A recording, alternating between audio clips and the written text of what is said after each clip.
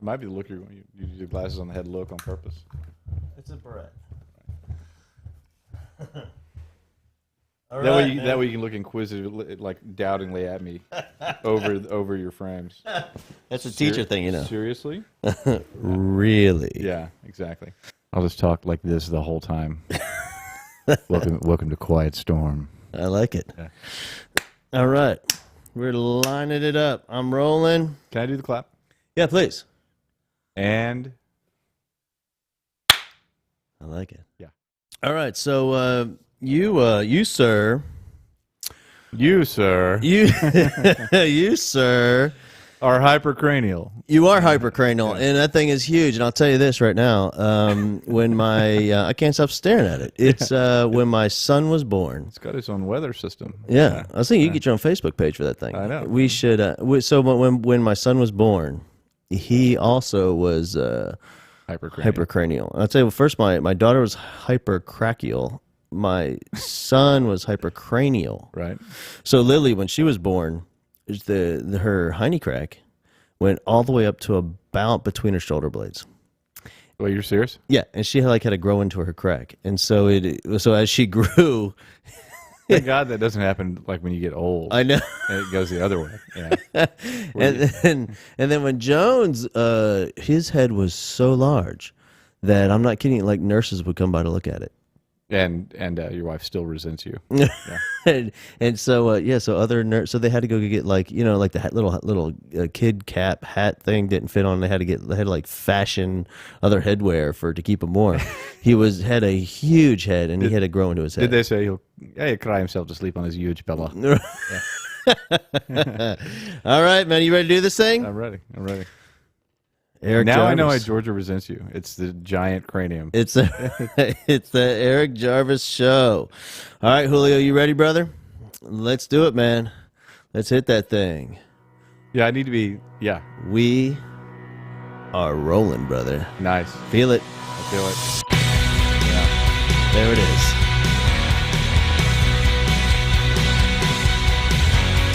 Teach Like a Rock Star podcast. Eric Jarvis joining us today, a Renaissance man of sorts. And man, we're going to figure some things out. We have a lot to talk about. We're going to talk about teaching, kids, education. We're going to figure the music business out. We're going to discover some things about Eric and his, growing up for him, what school was like for him, some teachers that had an impact on his life. And brother, I'm glad you're here, man. I'm glad to be here. It's been a long time in the works, and because you have some scheduling stuff going on, you have some scheduling challenge. Well, you got a lot of challenges, but one of your challenges is scheduling. Man, you're a busy guy. I am busy. You got a lot going on. Yeah, I should be rich, but I'm not. No, not yet. I spend a lot of time being busy, but yeah. All right, so we have, here's the busy thing. The busy thing right now in your life is you got this whole Grammy thing going on. Yeah. Because isn't it true, sir, that you are the president of the Texas chapter of the Recording Academy? Senator, I don't recall. No, it's true. I am. I'm a governor. I think my term expires as governor next month, maybe April. Governor. I think it's, governor. So I've been a governor for 4 years. I was vice president for 2 years, and I'm in about halfway through my first term of a 2-year term as president. And so the Recording Academy, that's really what it's all about is the Grammys. Yeah.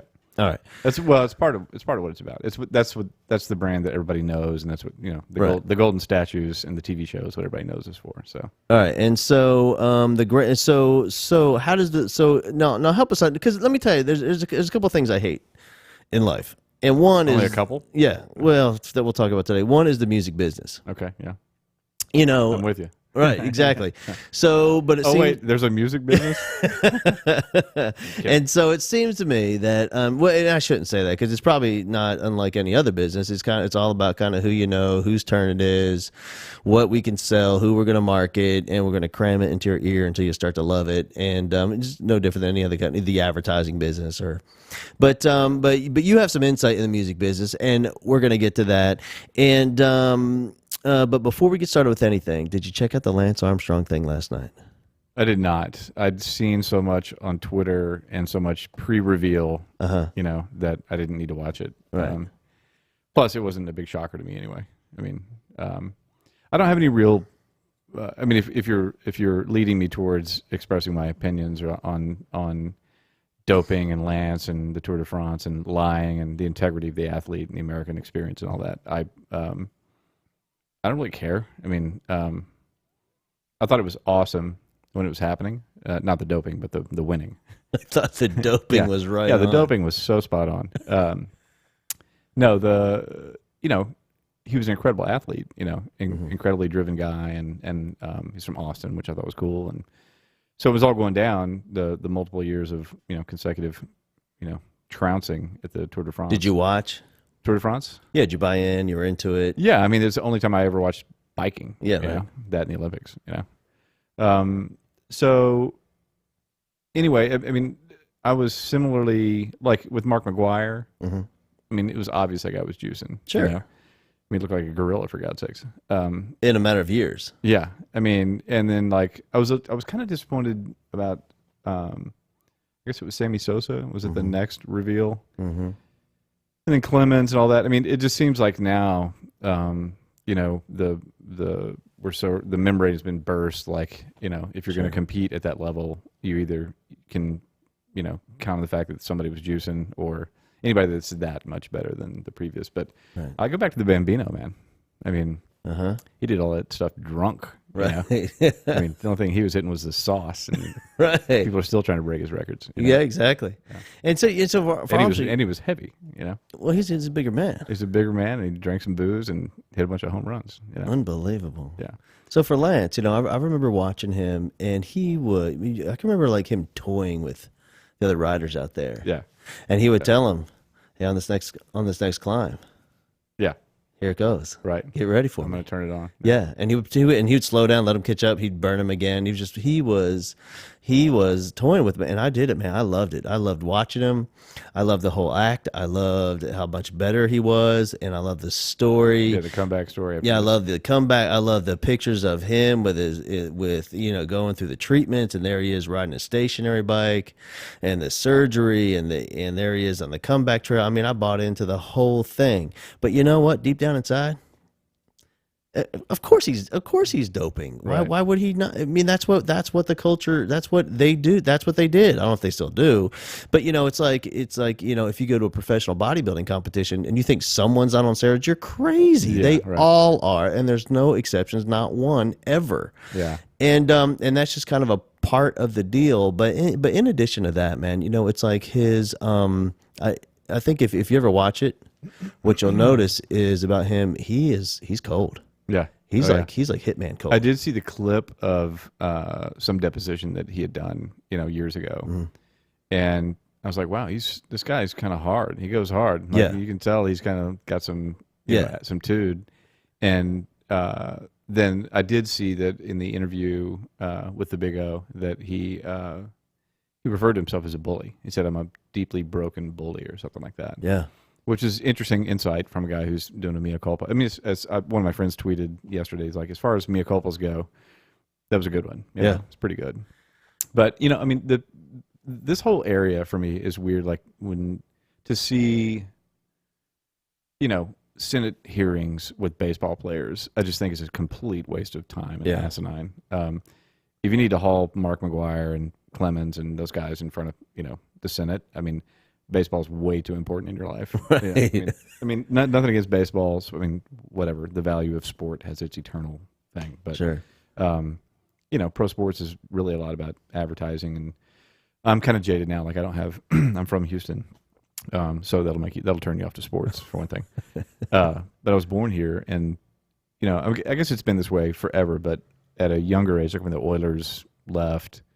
Well, when the Oilers teased us many years in a row, and we go to the playoffs and always get beat by Pittsburgh or whoever, right, or earlier by the Browns or whoever it would be. I was really happy with the Rockets, who were never begging for a stadium. They just casually won two in a row. But it's exciting stuff back then, wasn't it? It was amazing. But I kind of got, I'm sure it's been this way forever. Teams have been moving for since the beginning of organized sports. Since league sports, national sports. But it really kind of like took the civic pride thing out of it for me with Bud Adams and the Oilers and when they left. And then like it just seems like now the free agent mobility and like the entire model of teams and players being just, there's no civic component to it. It's just like who will build the stadium that we want to build. And then you'll get the team, whether either you'll take one from somebody else or they'll expand. But anyway, my whole thing on all of it was if sports are really important to a lot of people, especially collegiate sports, if you've got some kind of college pride for your alma mater, I mean, like I see that's a big deal. I just don't have that. Like I don't have any, I watched the Texans once they got into the playoffs. And I watched a little bit earlier, I dig Arian Foster. I think he's awesome. But I wasn't really... I used to watch football and NBA basketball like religiously, like when I was 19, 20, and now I just don't care. Yeah. I'm not moved emotionally by it anymore. I'll tell you the sporting event I still moves me is that whole NCAA basketball tournament. Yeah. I still get get emotional about that. Yeah. When, Butler is up against Duke. Yeah. And I see this, and I love those moments. It's the only times in your life when you'll say the word Valparaiso. Right. Yeah. Exactly. Yeah. I get fired up for that. Yeah. And so for me, the whole thing, the one surprising, the one lesson I guess I learned about Lance wasn't, I knew what he was doing. I knew it. I mean, everybody had been caught before. It was just a matter of time. And everybody knew he was a bull. There's a part of your personality when you get to that level, like Michael Jordan, for example. I mean, if you read the bios, the real bios about that guy, he's got a nasty side. It's that competitive drive, that, I'm not saying you have to have that to be at that level, but brother, it doesn't hurt. Right. And so I knew that about Lance, but the one thing I was surprised about the callousness and the coldness of, when other people were put on the spot and in congressional hearings or whatnot and deposition, they had to tell the truth. Right. And so these families would tell the truth. Right. And he'd sue them. Yeah. He'd bring them down financially, break them. Yeah. Because he's making $100 million a year. And he would, and so they went and they'd ask him about that. He said, "Yeah, it's terrible." Yeah, I mean, just emotionless, just win strong. Yeah, right, and exactly. And so that was surprising for me. Now we haven't actually gotten into the meat of this thing today, but here's the other thing I want to talk to you about. I was thinking about today. I believe they're called Asian ladybugs. Yeah, I saw the Garden Oaks Facebook post about them. Okay, but I don't know anything about it. You don't have these in your house? You're talking about the little green, those things? No, these are ladybugs. They live in your house. No. All right, so let me educate you, son. We got a couple of greyhounds. That's not even close to the situation. Cats. No, these are ladybugs, and so this is an insect. I'm not sure that I'm not offended that you're calling them Asian, though. How do you know that? That's just the name. I don't know. Right. I don't. And so we we live in the same hood. We both come from the mean streets of Garden Oaks, and. And this is and people don't understand the nasty this environment we live in. Let me tell you something. If you think the paper boy gets the paper to my front door every day, oh no, sir. Sometimes I got to walk halfway across the yard. We come from the mean streets of Garden Oaks, and part of growing up in this hard life that we live is this Asian ladybug infestation. So what we have in our house, and it's in two rooms. It's in my daughter's bedroom and in our upstairs bathroom thing. It's I think on an average day, I'll count about 12 ladybugs.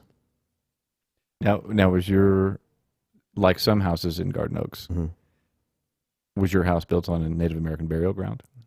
That's an excellent question. I'm not sure why the Asian ladybugs have a problem with that. I don't know. I want to get the shovel out tonight and find out, though. That's right. I got some work to do. I'll meet you out there. Yeah. and I've talked to other neighbors, and they have them as well. But you're saying... I haven't seen any. I mean, Because you would know if you got them. They're everywhere. Oh yeah, no, we don't have any kind of infestation that I've noticed. Okay. I mean, but you know what? If you're gonna have an infestation, that's a cool one. yeah, It's harmless. I'll take a dozen ladybugs any day. Yeah. And don't they eat aphids or whatever? Like, aren't they good if you have aphids on your plants? Don't ladybugs eat? Isn't that the green solution to aphids in your garden? I believe so. I'm getting a nod from production staff. Yeah. Yes. That's a There's like 8 or 10 people running this whole thing right back behind us. yeah, There's craft service, and my trailer is right there. right. And in the totem pole of the food chain, I believe aphid is below the Asian ladybug. Oh yeah, I think so. Mm-hmm. I'm not sure about the. We're really going off on Asian ladybugs here. Yeah, But, it's fascinating. If you get a dozen of them in one room every day. yeah. So somebody We'll talk posted, like it said, is anybody else experiencing an infestation of these Asian ladybugs, or have they heard of it? And I was like, I don't know what they're talking about. I'm the guy. I know what they're talking about. Tell you what, I'm gonna bottle some up. I'm gonna bring them over to your house, and we're gonna let them go run wild and infest my house. Yeah, okay. And it's a treat. They can live on my giant pillow for my giant head in my little house. Yeah, it's hypercranial. Yeah. All right, so let's get into this thing. So let's get on target. So you are mainly in the music industry. That's part of your professional life. Yeah. Yeah. And you do some other things on the side, I know, and but music is the main one. And so when you were coming through school, and like especially early back, and you're gonna have to think like back 5-6 decades when you're in elementary school, and you're coming through elementary school, was music a part of your life, or was it just something you picked up later? No, it was always there. I every year that I can remember, as early as they offered choir, I took it. And actually before that, it was just a music class, like general music, and I guess that was 2nd, 3rd grade. Right. I think it was 3rd grade, actually.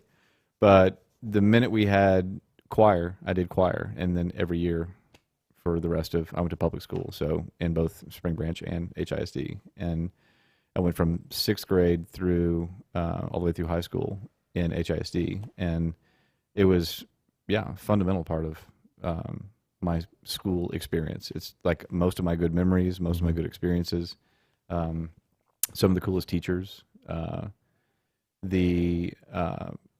My first, when I knew that I wanted to like when I first got the bug to perform, like my first big crowd to play in front of, on a different podcast, I misstated that it was 3rd grade, but it was 5th grade. Mm-hmm. And so I was in the choir. The fact checker. Yeah. Fact checker brought that to your attention. I was listening to and being a true narcissist, being a musician, right. I listened back to the podcast because I thought I had said some stuff that might be, was that true? Yeah, like, is that accurate? Was I doping? Right. But no, in 5th grade, I was in the choir at Thornwood Elementary, which is the last, I think that was the second to last Spring Branch school that I went to. And so it's out there right across from Stratford. Right. So if you go there, you go to Stratford. That's how or there to Spring Woods to Stratford or Spring Forest. Anyway, I was in the choir there, and we'd had like a performance for the PTA meeting. Back then it was a PTA. And they changed that vowel since. Yeah. Had to be an organization. Right. So we, the choir sang a bunch of songs, and totally like a Saturday Night Live skit, we would always do like, a hip contemporary song. like a Barry Manilow tune at the time or something? No, like in high school, in like one of my great teachers who we'll talk about later, my choir conductor in high school, we were doing like September by Earth, Wind & Fire, and like it was totally like the Altadena Middle School Will Ferrell and Anna Gasteyer thing, like trying to take something incredibly funky and cool and like sing it with a choir. Right. And everybody's got weird matching crappy suits on. So in 5th grade, we had this PTA meeting, and there's a lot of people. It's a full cafetorium of people. Sure. Yeah. I said cafetorium. That's I right. tell you what, man, I don't know if you know about this. I spoke at a school recently, and right there, the sign on the cafetorium, you know what it said? Cafetorium? Auditoria. Yeah. You're lying. No, I'm serious. That's either great comedy or weird truth. I had 2 gigs. I had 2 breakout moments in the choir performance at Thornwood in 5th grade. And one was the hip song that we were going to do, the hip, relatively contemporary song was "Blowing in the Wind," Bob Dylan. Oh yeah. So I had my 3/4 size Yamaha, and I accompanied. They put a like an SM58 in front of me on a chair, and I sat next to the choir and strummed along. And then there's something else happened in the program, and then I got like a solo, and I did a John Prine song called "Dear Abby," who just died yesterday, by the way. Really? Nice serendipitous moment there. How about that? I mean, not nice, but I get it. you know what I'm saying? Yeah. I forget what her real name was, but she passed away yesterday. So this John Prine song that I loved, I played it for the PTA meeting, and it has this one verse that's kind of off color about getting his girlfriend pregnant or something. So I had to, the school made me omit that verse, but censored already. Yeah, censored in 5th grade. I go hard. I told you. Just the fact you knew John Prine was in the 5th grade is amazing. I was OG. Yeah, and yeah. That's to my mom and my uncle's credit. They turned me on to a bunch of hip music, and were big influences on what I listened to and whatever. But yeah, so that was the first spotlight moment where it's literally a spotlight in the darkness, and like people clapped after I sang. And I was like, "This is awesome," So it fueled my narcissism for the remaining 35 years. And still living it. Yeah, still I'm there talking about. Here we are, and on microphone talking about myself. Right. So enough about you, pal. So the music thing, you got the bug early and you were interested. What was it about music, do you think? Was it the that emotional connection with it, or you just because for me as a musician growing up, I was just blown away by how somebody could create that. I remember thinking, I was a percussionist, I was a drummer, and just the coordination, the rhythm, just the science behind it freaked me out. The groove of it, emotionally, what I felt would just blow me away. What was it for you? Probably, I just thought it made me feel something like it. I thought it was cool. I mean, I was really into, as long as I can remember, I was a Beatles freak, Elvis freak, basically whatever my family and friends were listening to. I think I knew that I wanted to play guitar. I'll put it this way. Like so I started playing guitar. I took my first lessons when I was 8. And the first instrument that I got was a banjo, but by my own request. Not sure where that came from, but because we didn't listen to a bunch of bluegrass or anything, but I do now, but didn't then. And then my kindergarten or first grade, I think it was kindergarten, teacher's kid came over to play at my house and stepped on the drum head of my banjo. And so for Christmas that year, I asked for another banjo, and my mom wisely got me a guitar instead. Have you taken the time to write a letter of appreciation for stepping on and busting the banjo? For him turning my career from the banjo to the guitar. Right. If I remembered who the kid was, and I don't remember which. You owe that kid a lot, brother. I'm pretty sure that was Briar Grove Elementary, so it would have been. So if you're out there, teacher of mine from first grade, I think that's first grade. What are you, 8? Let's see. Is that right? Second grade, third grade? I met kids that are like 10 in the first grade. All depends. I was 18. Yeah. Driving to school. Yeah, shaving. No. Anyway, obviously public school, mathematics are not my strong suit. I'm an American kid. You're a musician, man. You count to 4, you start back at 1. That's math. Exactly. Do loop, repeat. Right. So my mom got me a guitar to replace the banjo, and I knew, so it was a kind of a subpar guitar, and we signed up for lessons at the now gone Guitar Gallery over Richmond and Montrose. And I had a cool teacher, and first thing he said was like, "No offense." And of course, as a guitar teacher, me being a guitar teacher years later, I've had this conversation 1,000 times. We're like, "No offense, but we have to get a guitar that's playable." And so he was cool, and he got us I still have it, a 3/4 size Yamaha gut string. Nice. Yeah. And that's kind of where it took off, and so I never quit. And so by the time I was in high school, I thought it was awesome, and I was big guitarist on campus and all that, or one of them.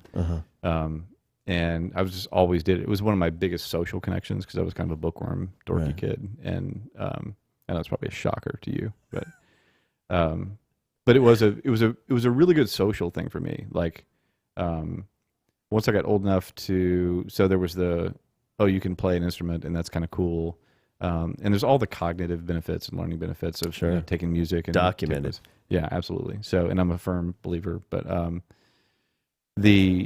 I got into high school and you have or junior high and you have your electric guitar, your first, let's have a band, then I was like, okay, now you can meet girls that would never talk to you otherwise. And that part was totally true and stereotypical and all that. But it was really it's always been a huge part of my life in school.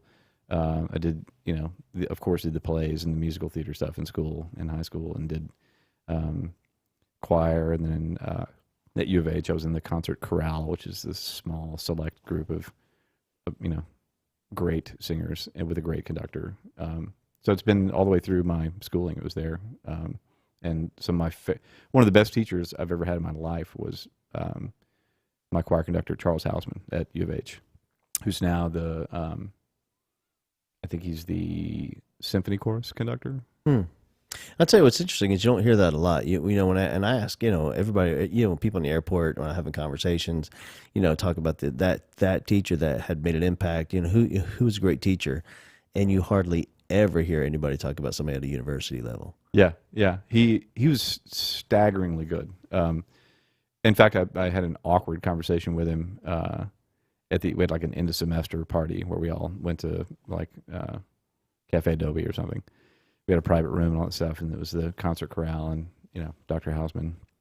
And we had this I told him this at the time. I was so into the experience, and it made him visibly uncomfortable. So I had to just kind of shut up. But I was telling him you're the best instructor of any kind I've ever had. The kind of guy that if you're prepping for these a cappella Bach pieces we were doing or whatever, you do them at the organ recital hall at U of H, and he starts off with, okay, let's all sit down together and we're spend today on saying ta ta ta on the rhythm. So let's sight read the rhythm together, and then let's sight read the notes together would be the next rehearsal. Yeah. And then he would spend an inordinate amount of time, a huge amount of time on German pronunciation. So we'd go through the lyrics. He'd translate them for us. He could sing in any register. So when he was quickly showing us parts and making corrections and fine-tuning the choir, right. He's hitting soprano parts, bass parts. Just incredible. Plus, he's one of 3 siblings. I think he's had 2 brothers. One's a brain surgeon, the other's a, whatever. They're all uber achievers. So he got the music bug. So he's the genius of the 3. That's the music genius. Mm-hmm. He's still around in Houston. Got a high profile. He's a great guy. Yeah, great teacher. But I had other. He actually was a vocal coach for my high school choir conductor, who I saw just a few years ago at a wedding, and we got to hang out afterwards and chat. And we had a tenuous relationship when I was in school because I was getting a little naughty back then. All right, let's get to the bottom of this. So you are. I don't want to leave out any of these details. So you are the kid who's connected and with music, and it's what's fueling you to go to school. Now, are you doing okay academically in your other classes? I did great. I was in the accelerated classes until 11th grade, basically. All right, that's when they figured out the truth about you. And then that's when things went wrong. That's when I started playing more guitar than anything else. And skateboarding was a huge distraction. I was a big skateboarder for a while. And so you're doing your thing until everything's going good, and you're in high school, and you're doing choir. It's important to you. You're doing some musical theater as well, you mentioned. And who is your choir teacher at this point? Eleanor Grant, and she's who I'm talking about. She ended up taking some kind of voice instruction from Dr. Houseman when I was... Miss Grant, sir. Yeah, Ms. Grant. Yeah. And she is your choir teacher, mm-hmm. and she's playing a role in your life, man. She's a positive impact, I can tell. Yeah, she was awesome. It was tense at first because I was, at that stage of my life where I was changing and I was partying and skateboarding and playing guitar and playing gigs, so school was kind of a distraction for me. I was already trying to get out in the world, but I did like choir, and I went, regularly. I didn't skip choir. That was a class I would go to. Right. And academically I'd done great up until, and I did great. I think I was in the top of the class, top 25% of the class at a big school. That's back when Lee was a totally different school. I went to Robert E. Lee, Houston. So I was not like a problem student or anything like that. I think I was more one of those students that disappoints because I'd set the bar so high for so many years and then tore it down myself. Mind you, kids, don't do this. Look what happens. Yeah, I mean, next thing you know, you're president of the Grammys. No, just kidding. I should point out that I'm an elected person with the Grammys. I'm Right. an elected officer, not it's not my job. Yeah, we had a great relationship until I started being kind of difficult and hanging out with the older kids, and then I just kind of righted my own rudder and kind of came back into the fold, and then when I graduated, I went to U of H, and she actually let me come back and student teach the choir. So back then I thought I was going to go back. I was totally going to do the Welcome Back Cotter thing. I wanted to go teach choir at my old school. And it was a stupid nostalgic idea now that I look back at it. And I had watched a lot of Welcome Back Cotter, so I thought it'd be cool. But she would let me come back and teach when she found out that Dr. Hausman was my choir conductor. It gave me cred enough to come back, and she let me, so basically give her a break where she could go do whatever, grab an Antone's or something, and I would teach her class for an hour or something. And then, when you were in those classes for the 4 years with her, what would you say were some of the qualities that was most important for that kind of resulted in that positive impact that she had on you? I don't know. I guess it was just really was the singing. She was good at what she did. Everybody kind of saw her as, rigid and not one of the coolest teachers. Like, she wasn't described as one of the cooler teachers. Like, there were 2 choir teachers there. Right. And when you were a freshman, you had this other teacher, and then Miss Grant was the conductor for the proper choir. I forget what we were called. We had a name, whatever it was. Anyway, like the other one was seen as kind of like the nicer, cooler one. She was funnier and she was more relaxed. And Eleanor Grant was a little bit more strict and kind of buttoned up, But she was really good at what she did. And there were a couple of experiences, like she was friends with this Texan composer that she arranged for us to go off campus, and like we sang, like we used to go to Woodville to the Dogwood Festival, and we'd go sing there. And then that was an annual thing. And then this composer named Didi Dusan I forget what small town we went to, and it was this intimate, cool thing in a church of her music with her accompanying us on organ and piano, and this our choir. And it was just really cool. It was kind of all the coolness of the field trip, which you like when you're that age, with your bros and your friends that are all in the choir with you, and the little, subcommittees of friends that you have in choir. And then this performance experience, it was really intimate and quiet, and kind of a precursor to my college, the organ recital choir things, which were just amazing. Organ recital hall, the performance hall, choir performances. And then we did like a cool one in college. It was at St. Pius, with the combined university chorus and the concert chorale. It was amazing. It was like Christmas, Handel's Messiah, whatever. Right. I'll tell you what's interesting that comes to mind is a few days ago I was talking to a teacher he's in Florida. His name's Dennis Dill, teaches at the McKeel Academy. And he was talking about this concept of when he's thinking about teaching and teaching his kids. And of course, we want to deliver great content, absolutely, and we want to be passionate about it. But what he was talking about, when he's creating these lessons, he in his mind he's made the distinction now between building a lesson plan and building a lesson and building memories. Because he's talking about, that when these kids are 30 and they're thinking back, when they're 40 thinking back, it's these big memories that they have that is going to be in their mind, and all the details around that big memory is going to serve as the educational part of the deal. So in his mind, so he's creating so when I ask you, what was it about Ms. Grant? What you immediately talking about are these moments of we had the Woodville thing and these performances, and so all these big major memories, and that is like the vehicle that gets all the details, and you can still remember some of the content based on these big memories. Yeah. Well, I'll tell you this. I'm skipping what I started to say that I shouldn't skip is that experientially, like being on the stands in the choir room, there was a self-esteem thing that was a huge part of it, where you're kind of privately ranking yourself against the people that you're singing next to. Yeah. You know?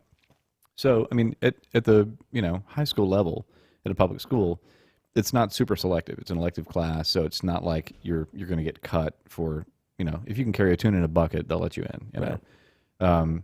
But we were kind of good, and we had a couple of, a few really, really good singers. You always have those standout, like people that have got the sauce and just have always had it. Yeah. But I remember being in the stands, like in like the creek and the field of the stands, and like I can remember the people that I like singing next to, and like some of these people are still friends of mine on Facebook and in the real world. But people that I've done these field trips with and stood on the stands for rehearsal day after day, class day after day, and then done these field trips and performances with, and that's the stuff where I remember feeling really. I knew that I liked it, which was I love this, I love doing this, and when we got locked in, like when we rehearsed on something well enough to where we started to kind of gel and started to sound good, it was just cool. Like I've always been really, really into vocal harmony, like, and just harmony period. And in a pretty big class, I mean, it's a big school, so the choir is kind of big. Yeah. You get a bunch of voices going, it's like, I love singing with big gospel choirs and stuff. Just, it's hard to beat the pure visceral thing of a bunch of great singers really putting it out. That whole auditory passion, man. It's killer. Yeah. And like, and the sort of game day mentality that you get like at a performance, like, are the harmonies, are we going to lock in and listen to each other? So there's all this symmetry and all this symbiosis that has to happen between the parts. And, it's just like with a band or anything like that. But it's a unique experience with a bunch of voices, because it's like an orchestra of voices. And so there's the personalities behind those voices and the personal styles and inflections and vibrato and their pitch. And, do they lay back on the beat, behind the beat? Do they head of the beat? So I remember like learning young, like even in elementary school, choir was always sort of I always felt like I could sing pretty well, compared to the people around me, and or as well as this person, but not near as good as this person. So there's kind of a self-worth measurement thing happening. Sure. Like, did you guys have I know in band, when I was a band director, we always had like the chair, there's a first chair, second chair, third chair. Yeah. Did you guys do that in choir as well? Yeah, and I was also in band. Like I was in sixth grade, was that sixth or seventh? Sixth grade, I did saxophone. I was second chair. And then seventh grade, came back into HISD and at T.H. Rogers Junior High. She was a great teacher also. Her name fails me right now. It never escapes me right now. But that was French horn. Mm-hmm. And so I picked like the worst possible instrument to carry on, except for the tuba, or the sousaphone, to carry on the bus. And I did have to ride the bus. Most difficult to play too. French horn? Oh yeah. I thought it was easy. I thought it was pretty easy. So I was first chair on that. You know why? That was the only French horn player. There you go. So last chair is what you're saying. But then, hey. But then actually we had, by I think the next semester a year, we had 3 or 4, and I was still first chair. But And I tell you, man, that's a ton of information. But here's, the one that kind of sits right here at the forefront of my mind is when you would say, I still remember the creaking of those stands when we were up there together. And because I think as teachers, we forget that these little moments, it really is this feeling in that classroom that these kids are going to take with them. And Skinner, old man Skinner says that education is what remains after all that's been learned has been forgotten. right.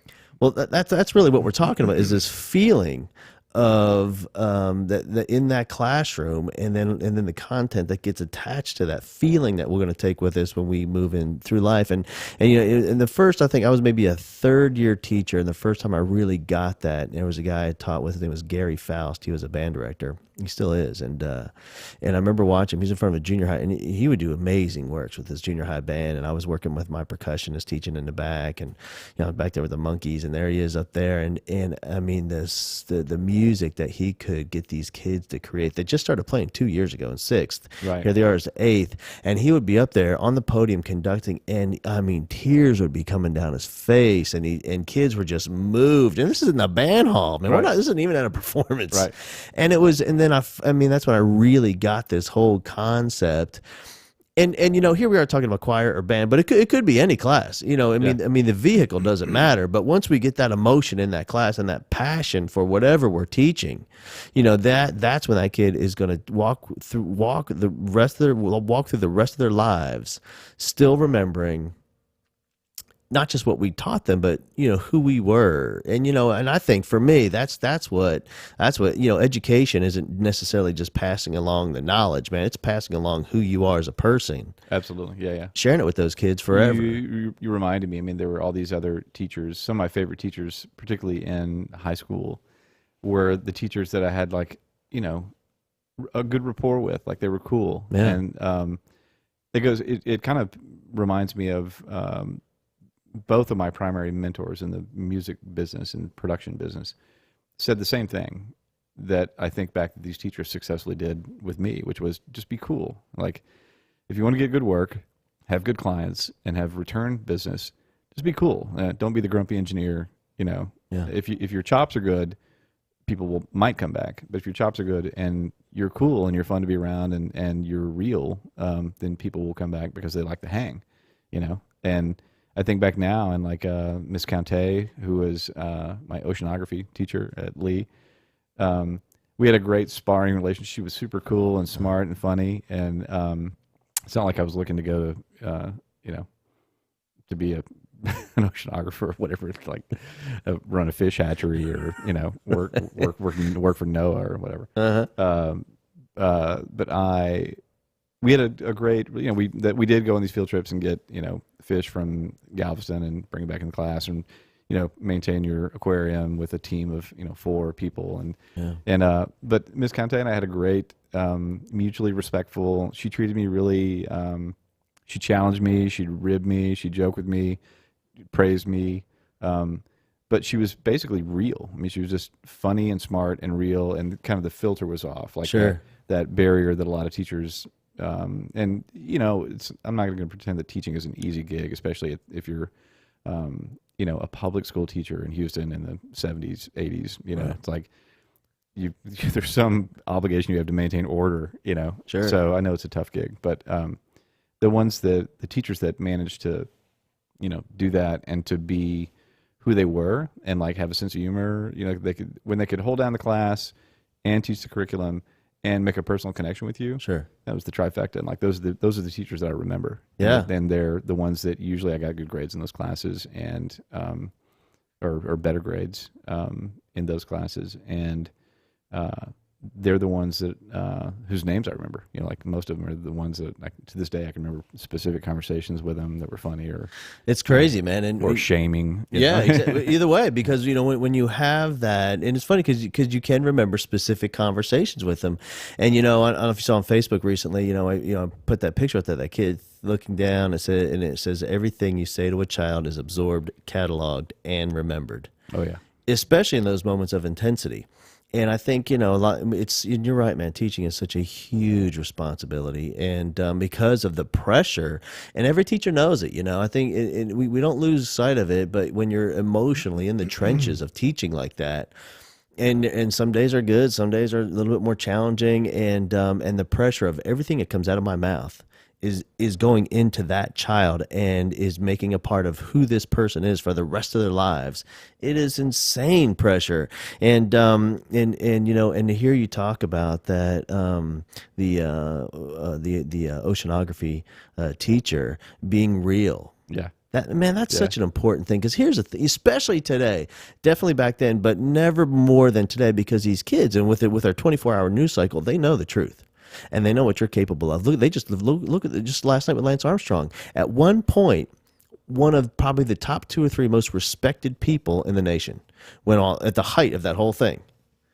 And look what he did. Right. And now they see there's an integrity problem. He lied. There's a character issue. He's flawed. Right. And so they know. The kids know it's not about who you. They just because you're older than me, that's nothing, man. Because you went to college, who cares? Especially now. Yeah, kids have great BS radar now, and they know. So it's that absolute total authenticity, man. This is who I am, and when we make mistakes, we got to say it, dude. I totally blew it right there. I mean, I never taught in the school system. I left university to go and teach. I started teaching guitar while I was at school, while I was at U of H. And I started playing gigs, like where I was touring a little bit. So I was kind of like, again, like I wanted to get out in the real world. And essentially, I started doing so well financially teaching guitar that I realized I was making already more money than I would as a high school choir conductor, or maybe even a small college tenured guy, you know? Yeah. And I just thought, well, I like doing this, and it gives me half the morning free to write music and do, you know, my band, my rock and roll thing. And I ended up with, you know, it was probably an ill-advised decision on some level, but there was a lot of good that came from it for me personally. And one thing, so I started this weird guitar keyboard store. They sold early digital organs, you know, and I took on my first student there. So I was kind of working the store and teaching. And then all of a sudden I had like 55 students a week. And, you know, what's cool and different about that from the teaching in a school, like teaching, you know, state curriculum and that kind of thing. First of all, it's music only, but it was half-hour lessons back then. So every week, you know, it's 55 students a week. So it's a completely different human of a completely different age, personality, learning type, cognitive capability every half hour. And so you got to meet and greet them, be cool, make the love connection, tune their guitar, right, teach them what they're supposed to learn, see if they practiced from last week, give them their new objectives, record stuff, have CDs and whatever, so you could, or cassettes, so you could play whatever and show them stuff, graph out the stuff that you wanted them to, you know, transcribe what you wanted them to learn.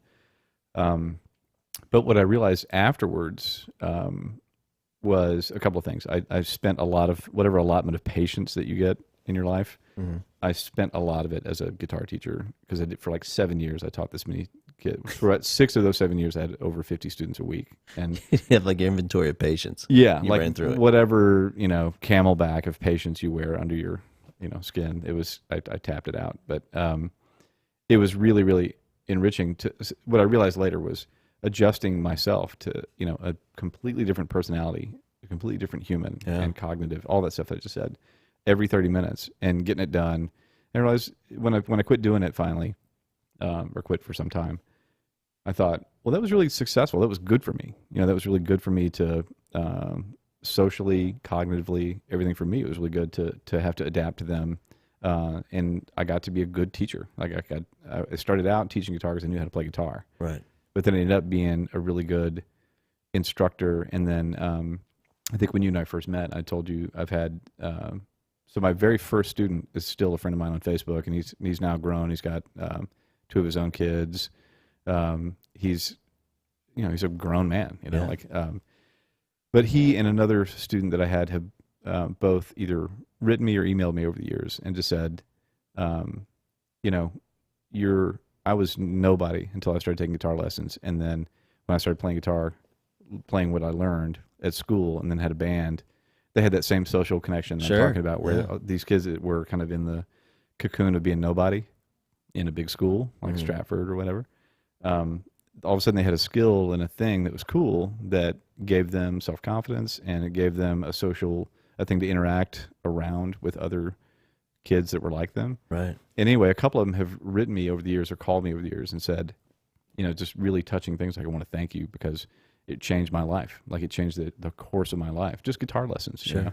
So I can imagine like the pressure of being, you know, trying to teach in, you know, state curriculum school. Like, and all those 30 kids are coming at once. Yeah. And we're greeting them all at the door, all individually. You know, they're all sitting with all those different learning styles, like a hydra. Yeah, right. And we're and you got to turn that thing on. And you know, man, that's such an important thing. You know, when parents ask me, you know, what can I do?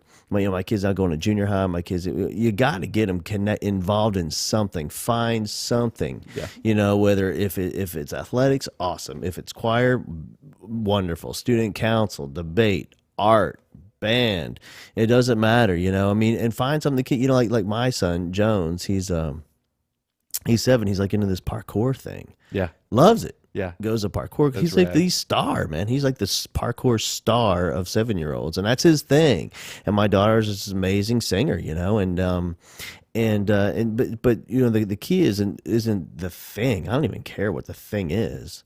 We just got to get them involved and passionate and connected to something, because that's what's going to drive them and fuel them. Because there's some stuff that we have to do in life.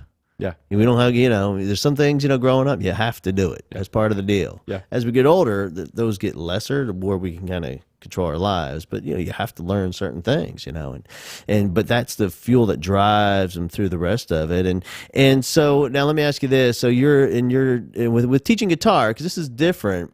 There's some different sides of the brain being used. This isn't just facts and figures trying to get some kid understand a concept. This is a little bit different.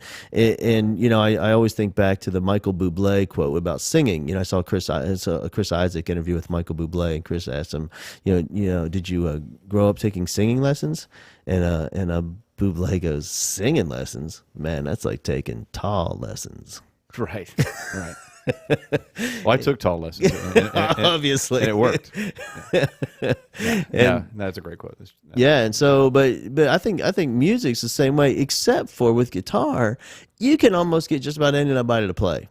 I mean, sure, you're gonna have your standouts and some with unbelievable talent that just take this thing, and I can remember some kids in high school, some kids that went to, not Katie, but went to Taylor. I can't think of this kid's name. But man, this kid was just unbelievably, and played like his first year playing guitar was unbelievable. Went to LA, the whole thing. And we can learn a lot. I mean, from watching somebody learn, like I could always tell, and I still have a couple of students that I'll teach now. And it's amazing when you can see the light bulb, it teaches you to teach by watching what's happening. Right, the aha moment. Yeah, the aha moment. I call that the Scooby. The Scooby. Yeah, exactly. And so you see that, and you see learning how to get there with each personality. It made me realize how to do that, and it also made me realize that there's no, singular or 3 paths or 4 paths to that moment and to a successful teaching experience. Every kid is completely different. Yeah. There are similarities, and you can group them and sort of rank them or whatever whatever you want to call it. But every one of them is different. So really being real and being you and being able to make a personal connection with that kid sure is the fastest way to figure out what their cognitive process is and what's going to resonate with them. I mean, you can see when the lights are out and they're just like, you're like the Peanuts, and they're just like, whatever, tune my guitar and let me get out of here. But you can see the ones when they get inspired and they figure out, they make that synapse, that connection, like, yep. Like you can just see it in their face, and all of a sudden they're off to the races. You've kind of done your thing.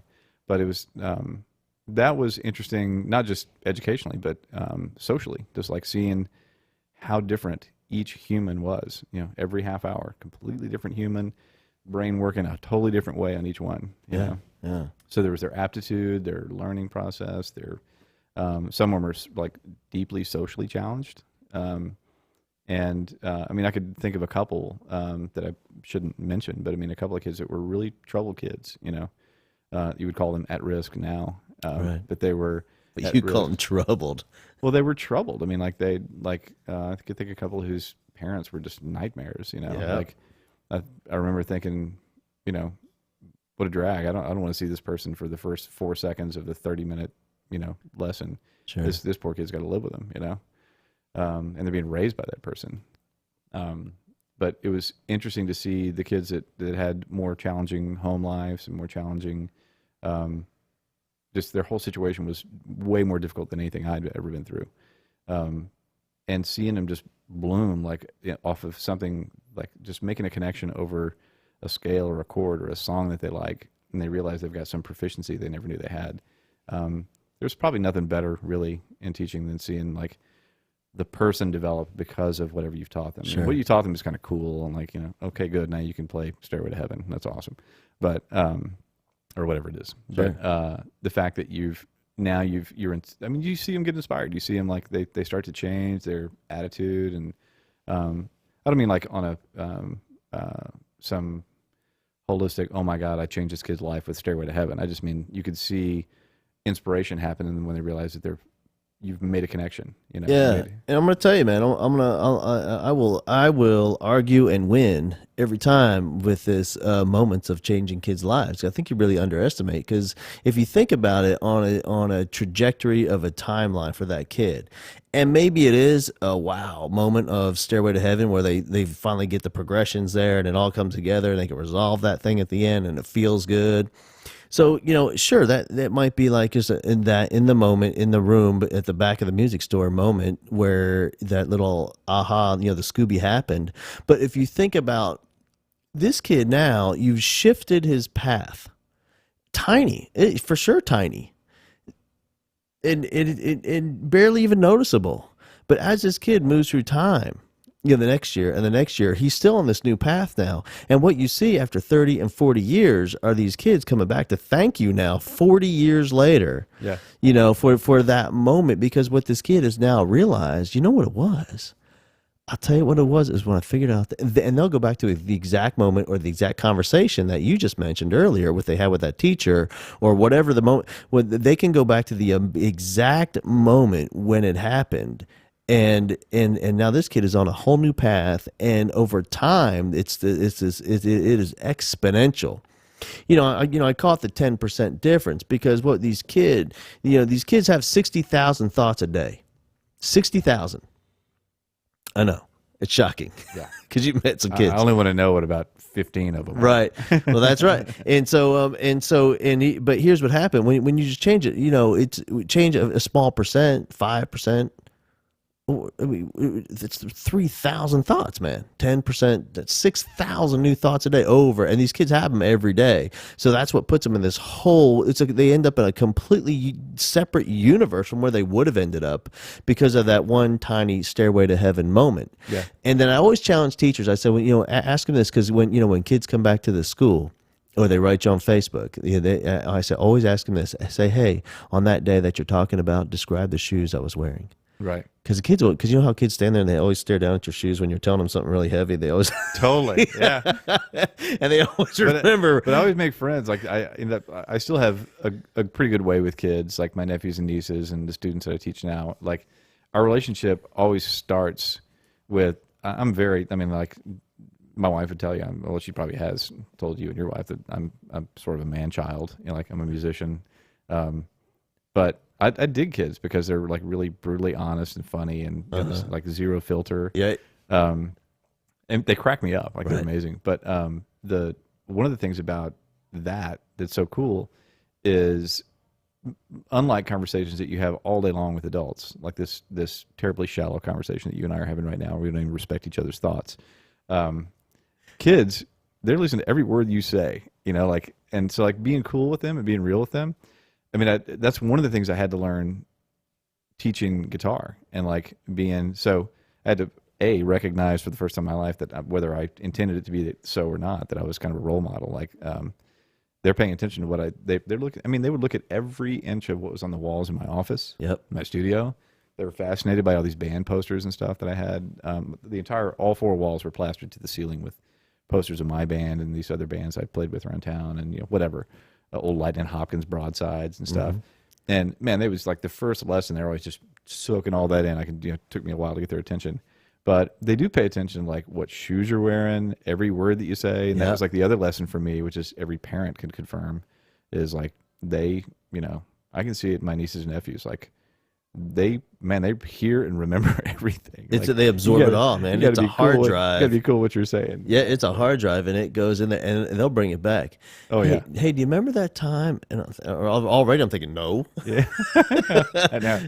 But they do. Every detail. They remember that stuff, and it'll come back unfiltered, often at inopportune moments and unfortunate moments. Right, exactly. But no, I used to watch them.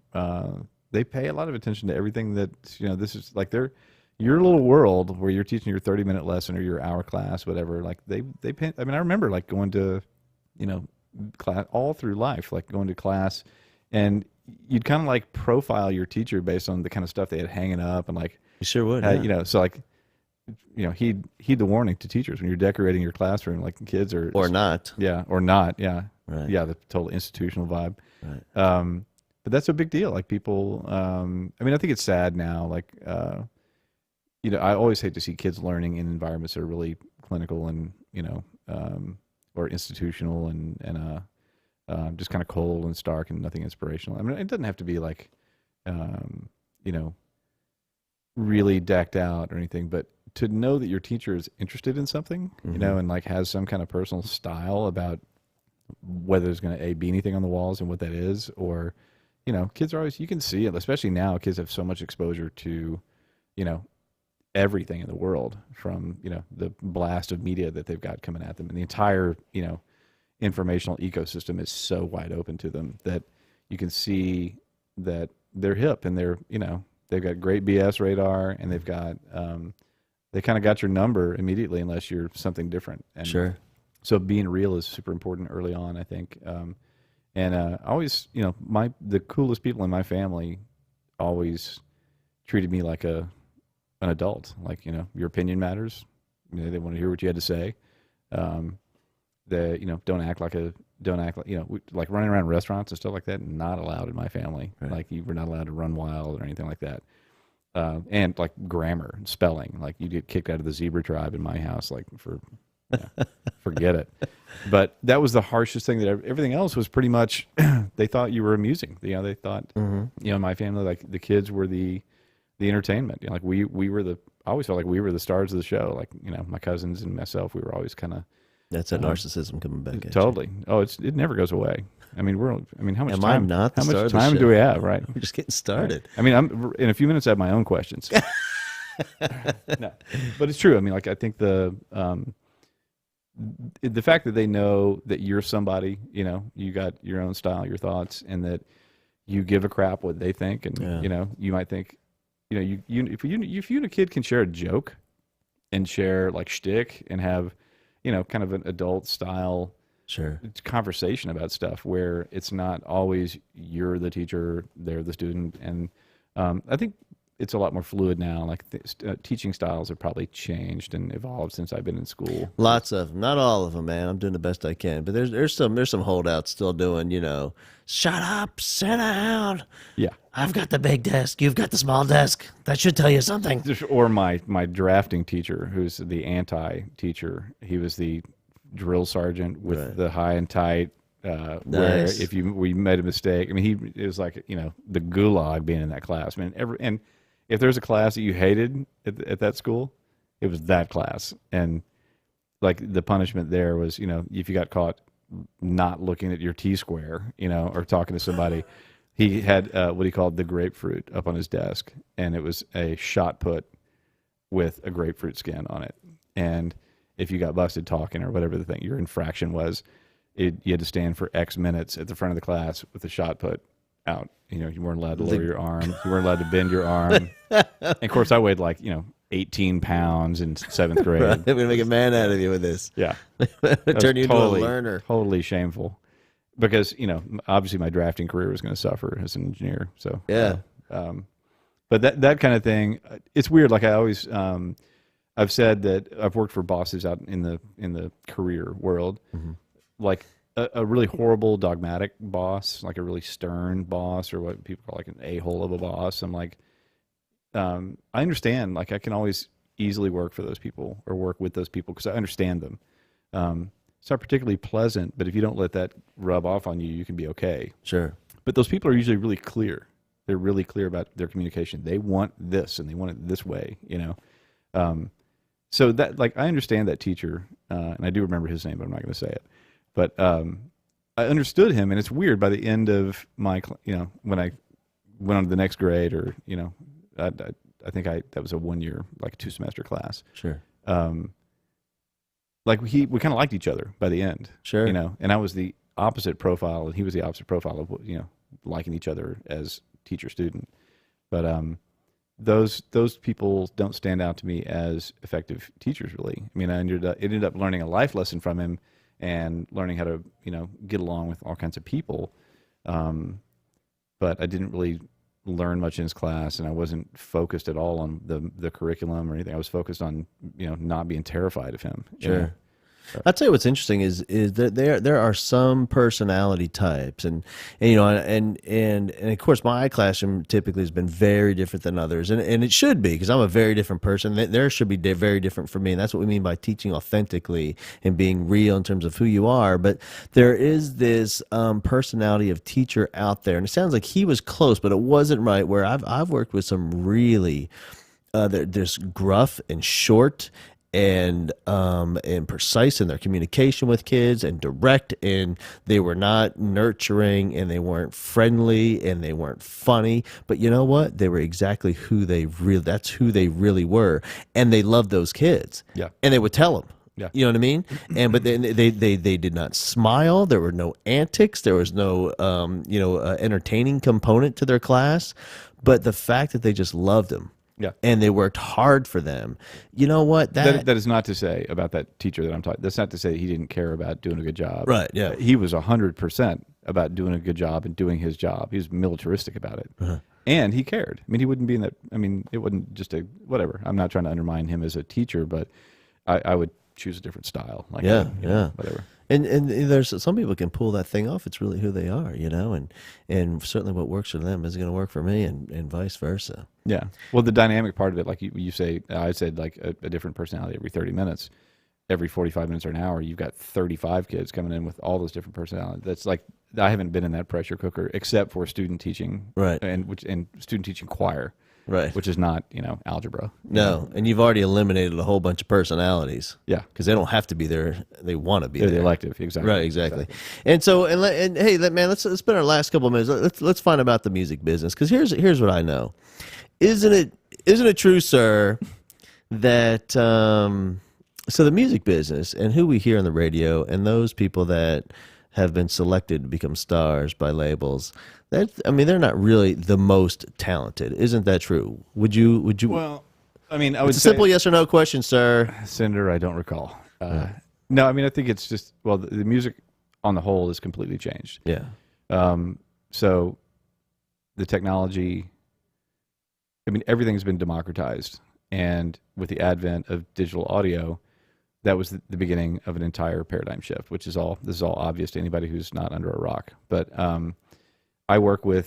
am a content creator, and I work with content creators, and I'm a producer, and I mix. I don't really write, and I don't really compose and do my own thing anymore, but I'll compose a bridge for the song that I'm producing for this album or whatever. Mm-hmm. So that's the extent of my composing, is what I call seagull composing, just flying in quickly and dropping my load of information on this part of the song. But no, the business is completely reinvented.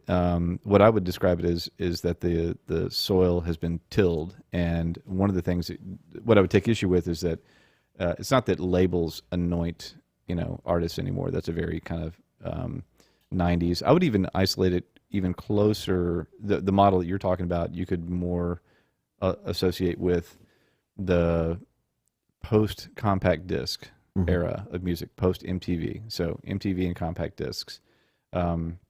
Labels all of a sudden had a way for you to spend $15 to buy an album that you already had. So I bought my third copy of Sgt. Pepper. Right. And then so there was MTV, which is a huge boost temporarily and it broke a bunch of bands. Right. So selling new artists on a new medium, and then selling the old catalogs of established artists on a new medium. So getting replacing your cassette or vinyl Beatles collection with compact disc because it's the new best thing. Yeah, box set, baby. I mean, there was a lot of money floating around in the musical ecosystem then. And that's not the case now. The revenues for individuals purchasing music, my personal belief, and I think the data bear this out, is that access by subscription, like with Spotify and streaming services, is, I mean, the genie's out of the bottle. That's the way it's going to be. And when you go home and watch something on your DVR tonight, you can argue with me about it, but that's the way it's going to be. So I'm one of those rare, I'm a content creator. I'm also a fiduciary and officer of the Recording Academy, and I'm also a Spotify subscriber. But what's interesting is like I listen to the bands that I've either produced or mixed or whatever on Spotify. I also listen to stuff that instead of, I've got whatever 800 CDs that I've bought and rebought over the years that sit on a wall, and those that I haven't digitized yet out of the 1,000 of them that I've never got into my iTunes library. Right. I don't want to, there's not enough years of my life left to digitize all the music that I've got. So like them getting extra money from me, if I want to listen to a band whose CD I bought in 89 or 92 or 95 or 2001 or whatever it was, if I want to hear them now, I'm not going to go grab the CD and rip it, and just see if they're on Spotify and listen to it there. Yeah. I try to stop short of listening to ad-free, royalty-free stuff that's just posted on Facebook. I mean, on YouTube, that's not doesn't have an ad because those ads actually do generate revenue, depending on which one you're talking about and which one you're looking at. But the point is, the revenue pie is much smaller. Yep. So even the revenue pie of touring, that component of selling your merchandise on tour, we're really in a new. To answer your question, no, they're not the best. So back when that was the model, the people that got anointed as the best were not the best. And I can tell you from my experience with radio people, I've attended radio call-out tests where they market test a single, and I've actually talked to a couple of vice presidents of the two primary companies that Clear Channel used to use or the radio companies used to use to test, to focus group music. They make the devices and the data feeds that you can buy to see how it went and to get the results. And what you're talking about is a phenomenon that goes like this. If the dial goes from 0 to 5 or 0 to 10, they play you the hook of a song, 10 seconds, 20 seconds, maybe 30 seconds tops. Right. So the, verse into the bridge or the verse into the hook. And you're supposed to dial up, throttle up. I like this a little, I like this a lot. And through their research and their infinite strange logic, they would pick the stuff. They never pick the stuff that scores high. Of course, they don't pick the stuff that scores low.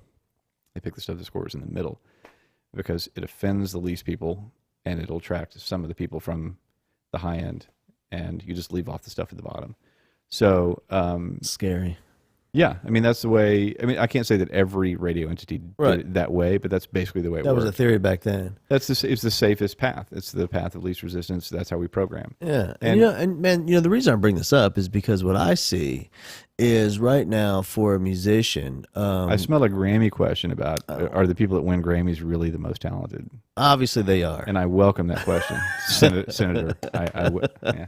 I'm always, the Grammy for me is nothing but a big realization of how out of the loop I am because people win and I've never even heard of this stuff. Oh yeah. And so, but here's my point is I think we are. I don't like the music business, but what I am excited about right now is the opportunity for what I would call like a musical artist entrepreneur who really can get, even they don't have to have a great handle on it, just a little bit of a handle on the power of the social media, a power what they can create in their home, what their own distribution model that they can create right now. And if somebody, and this is all assuming they've got the chops and they're good. And somebody really can create something, an amazing business of their own, just with their own art, without what they've needed in the past. Yeah. Oh, absolutely. It's democratized in that way. And there's good news and bad news about that. The good news is you honestly don't need a label anymore. You don't need. Yeah. There's a lot of country. This whole Texas country artist touring around. They've toured buses, trailers, putting on huge productions, road crew, selling their own merch, selling their own CDs right there at the show, and they're making a living. Yeah, now they can do it with Square readers on their iPad and their phone. They got a merch person out there. The way I put it now is all those monoliths that used to stand between you and your success, and back when you hoped as a band to get a big payday, as an advance, which is really a sharecropper's deal to produce some product, and then there's no guarantee you're going to have success. But having seen friends go through, and myself go through varying degrees of failure or success with major labels, it's interesting to see they're not necessary anymore. You don't need them. They are. you can see the hyper aggregation that's going on, to where there's really essentially a couple of labels now. Yep. And I'm not maligning labels. I don't really care so much about it. What I care about is, like, I work with artists that are going to self distribute, with the means that are out there now. So the long and short of that is, you don't need all these monolithic kind of things between you and success to get distribution and to get heard and to get promoted and all that. The good news is, you can do all that yourself. The bad news is you have to do all that yourself. Right. So you do have to be up on it and be savvy about how to use social media and how to use the correct distribution partners and models and technology, because there's a lot of ways to go wrong doing that. But at least now, if you're smart enough to do it right, you have control over how much, how many people hear. You don't have to release a whole album. You release 2-3 songs at a time, or you can release 15 at a time, or 1 at a time. Right. And kind of build. One of the big pundits that I read, Bob Lefsetz, puts it this way: is like, used to, and still some labels will take an artist every now and then and blow up a giant fireworks display. Like, everybody come look at this artist. And everybody knows that the shelf life is as long as the fireworks are falling out of the sky, right? Mm-hmm. But they draw as many eyeballs there as they can, and they hope that it sticks for as long as it can. And that model still gets played occasionally. But the real paradigm shift is that the primary model now is not a fireworks display to get as much people at once. It's a bunch of people independently putting landmines out there of their content. So you and I doing a song, in Pro Tools at the shop, and releasing it, all it has to do is be good or have somebody like it, and eventually it's out there in perpetuity. Like, it's out there on the internet forever. Yep. So all it takes, that's a landmine. So if you steadily put out content, people can forever, if somebody likes something that you did and stumbled upon it, and that guy's great, I'd like to hear what else he's got. That's how things can go sort of slowly viral. And so forever there's these eternal, perpetual landmines of your content that stay out there. And that's very encouraging to see what can happen over time, because now we're in a different, it sort of goes back to post AM radio, single driven record sales, to remember when FM came along, and I'm talking about how old we are now. Right. But, the way it changed to where all of a sudden you had a Sherpa, a guide that was showing you, here's what's cool, and let's play the album tracks, Right. the deep cuts. We're not going to play because the singles were all top 40. I mean, they were selling Zit Cream, so like, it became more about, hey, if you listen to this station and this particular jock on this station, right, he'll turn you on to the 5th track that's in the middle of this record. Right, the jock was the guy. He was breaking bands. The Sherpa. Yeah, he liked him. Yeah, and then so here it is, man. Let's wrap this thing up with the Grammy question. So how does somebody win a Grammy? It's that's easy. It's really democratic, and I'll tell you, there are plenty of people that win and get nominated that I'm not hip to at all, and I'm a voting member and I'm an officer. So, so like the ballot comes out, you got to bone up on this stuff pretty quick. You do. I mean, you get fortunately everything's online now, so when you get your ballot, I should say for the record, a lot of people don't know this, that I like to explain about the Grammys, about the Recording Academy. It's a trade organization and it's nonprofit, so you join to be a member, and you could be an associate member if you're like a graphic artist or something like that, or if you've got the credits, you can be a voting member. So you have, if you meet a threshold of performance credits or production credits, you can be a voting member, and that's how I joined. I joined as just a rank and file member. You pay your dues once a year, and you get the opportunity to vote on the Grammys, and you can also get the opportunity to purchase tickets to go to the Grammys if you want. So the Grammys, the Recording Academy itself is a 501c6 nonprofit, but then we have these other arms that are 501c3s. So there's the Grammy Foundation, and there's Music Cares. So if there's a hurricane or fires or whatever, and they need band instruments replaced, Music Cares goes after that. Or when any way that the Recording Academy wants to take care of its own, take care of flood hits Nashville, preservation of music.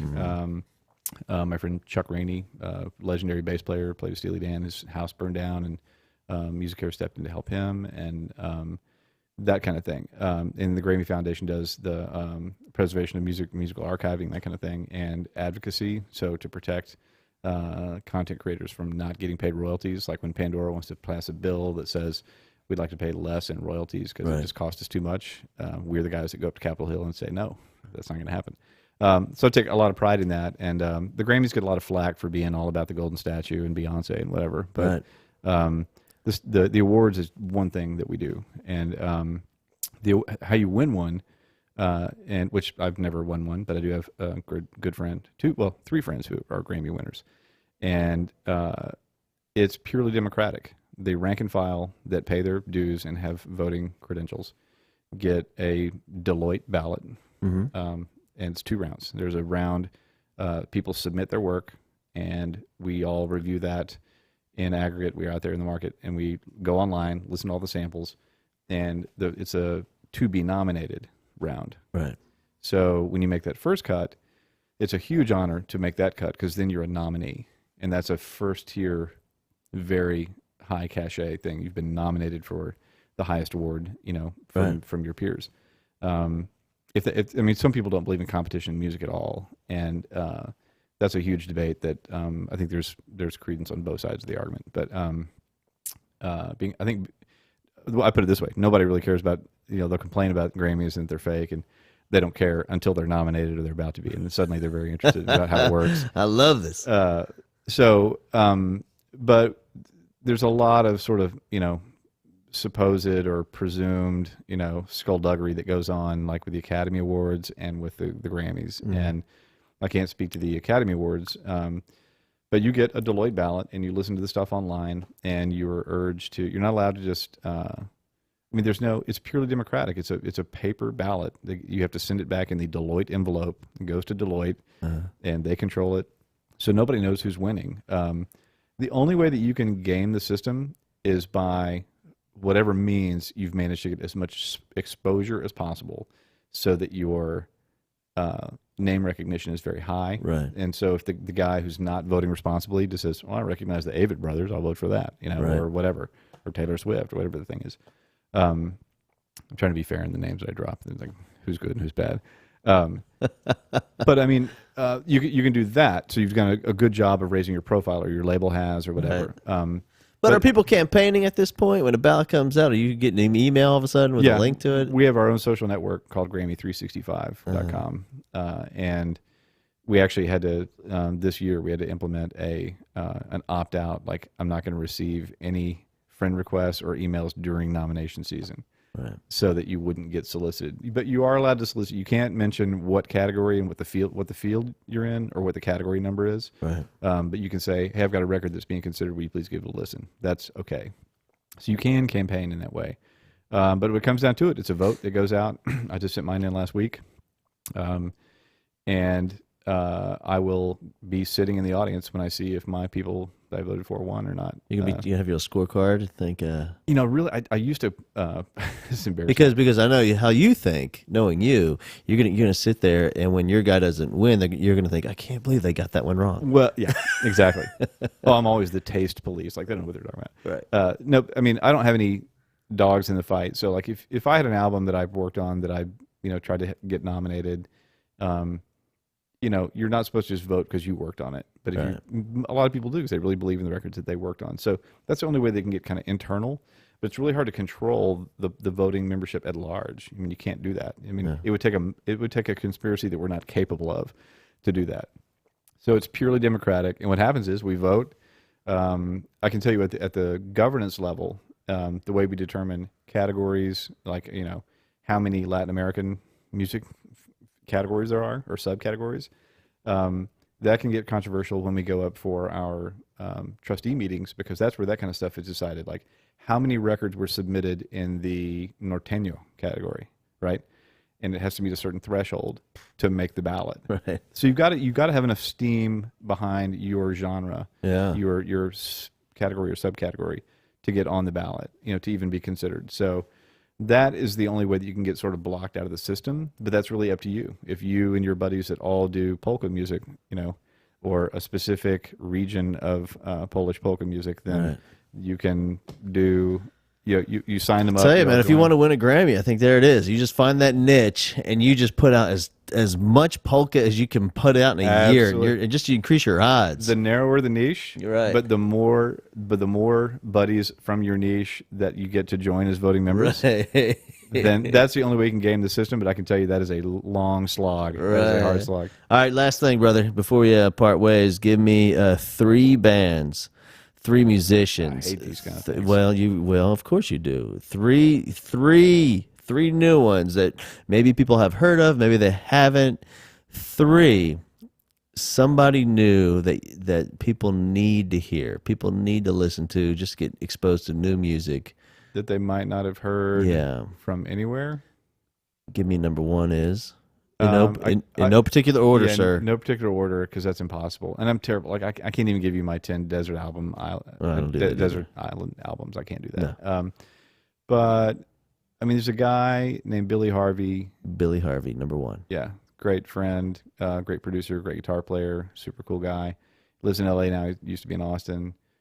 Produced Bob Schneider and a bunch of other people. Mm-hmm. Pick up some Billy Harvey. He's amazing. Music. I'm going to go kind of Texas friendly here. Do it. And I'm trying to pick people that you might not have heard.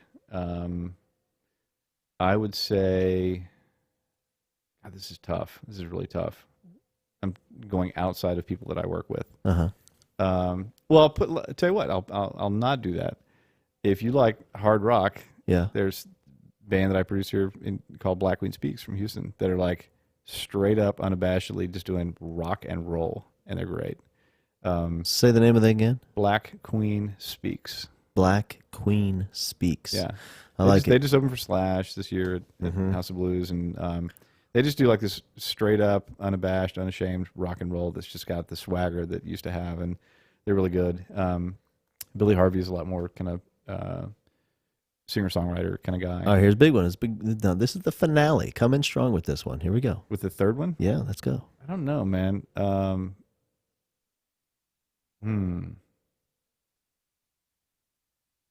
This is tough.